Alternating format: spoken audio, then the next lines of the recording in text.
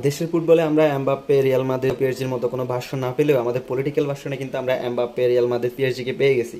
Recently একটা পোস্টের কারণে তাসনিম জারা আপুকে এনসিপি যারা সমর্থক তারা বলতেছে হচ্ছে বাংলাদেশের পলিটিক্যাল ভার্সনের এমবাপ্পে আর কি, যার অনেক গর্জন আছে কিন্তু অ্যাচিভমেন্ট নাই।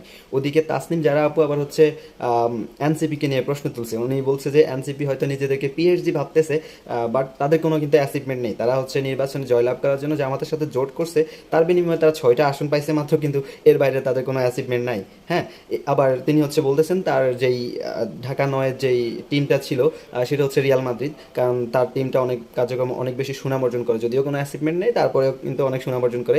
এদিকে সালেউদ্দিন সিফাত মানে রিপ্লাই করছে যে আরেকটা পোস্টের মধ্যে, যে বললো যে কে রিয়াল মাদ্রিদ, কে পিএসজি অথবা এমবাপ্পে, সেই প্রশ্ন তোলার আগে কে মাঠে ছিল বা আছে সেই প্রশ্নটা তোলা উচিত আর কি। তো সব মিলে হচ্ছে এই জিনিসটা মোটামুটি সেই লেভেলে জমে উঠছে যে বাংলাদেশের মানে খেলার মাঠে আমরা হচ্ছে এমবাপ্পে, পিএসজি, রিয়াল মাদ্রিদকে না পাইলেও আমাদের পলিটিক্যাল ভার্সনে পেয়ে গেছি।